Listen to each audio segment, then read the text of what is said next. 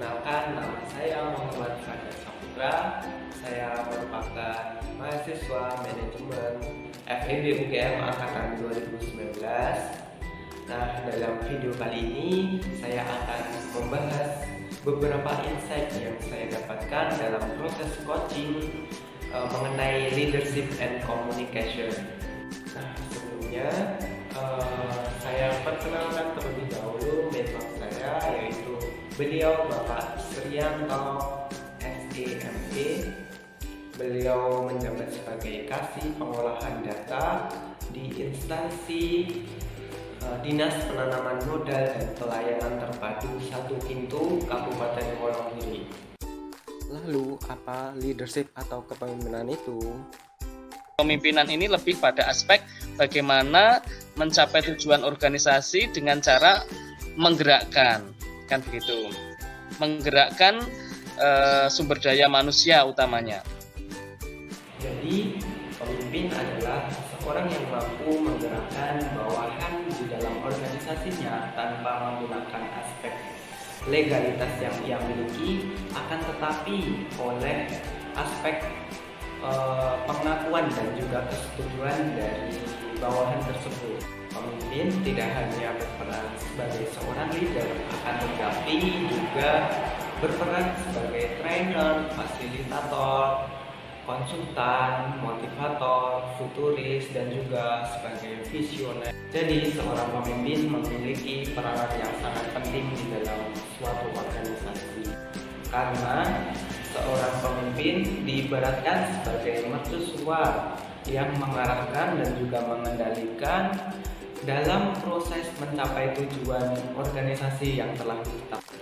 Selain itu, sebagai seorang pemimpin juga harus aware melihat perubahan yang berdampak pada instansi atau lembaga yang ia pimpin. Sejatinya, perubahan dapat terjadi hampir di semua aspek kehidupan, tak terkecuali di dalam organisasi itu sendiri. Perubahan dapat datang dari internal maupun juga eksternal. Adaptasi menjadi satu-satunya pilihan untuk menghadapi suatu perubahan tersebut. Pemimpin yang tanggap akan suatu perubahan dapat dimaknai sebagai pemimpin yang adaptive leader.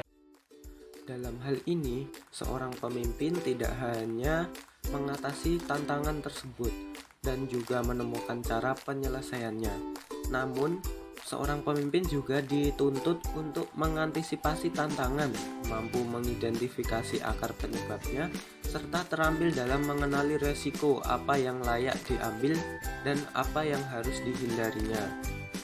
Lalu bagaimana seorang pemimpin yang adaptif itu?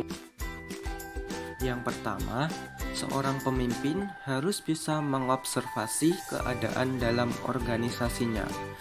Mereka harus dapat membedakan mana yang menjadi masalah dan juga persoalan.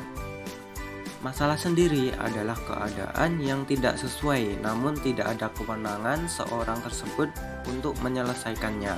Sedangkan persoalan adalah keadaan yang tidak sesuai yang merupakan tanggung jawab seorang pemimpin untuk menyelesaikannya. Yang kedua, setelah mampu membedakan apa yang menjadi persoalan dalam lingkup organisasinya, seorang pemimpin harus mampu menganalisa dan juga memaknai persoalan yang terjadi.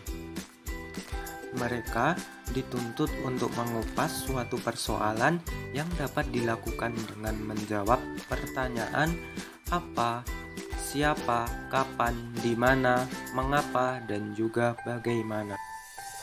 Kemudian, pemimpin juga harus memfasilitasi proses berpikir kolektif, bawahannya, serta tim dalam membuat keputusan, sehingga dalam proses penyelesaian persoalan menjadi lebih aktif, tuntas, dan akan terlewatkan lebih mudah karena adanya trusts dengan timnya. Selanjutnya, yang keempat, seorang pemimpin harus mampu mengembangkan dan juga menguji langkah maju selanjutnya dengan mengarahkan dan juga mendorong kreativitas serta inovasi yang selaras dengan tujuan dan sasaran organisasi. Selain itu, pemimpin harus belajar dari kesalahan dalam berproses agar organisasi lebih maju dan juga berkembang. Kemudian yang kelima, intervene, yaitu kemampuan seorang pemimpin dalam mengambil tindakan untuk menyelesaikan suatu persoalan. Tindakan tersebut terdiri dari bagaimana mengelola sumber daya yang dimiliki suatu organisasi. Sumber daya di sini diantaranya adalah waktu, bawahan, kebijakan, anggaran, dan lain sebagainya.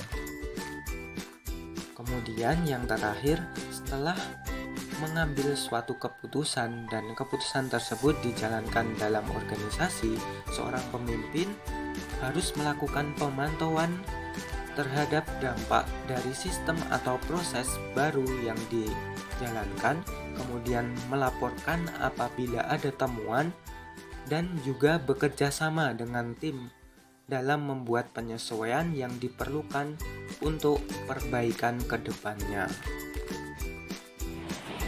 Kepemimpinan adaptif ini dapat memberikan dampak yang sangat besar bagi organisasi karena model kepemimpinan ini menempatkan penekanan yang kuat dalam mengatasi tantangan guna mencapai kesuksesan organisasi.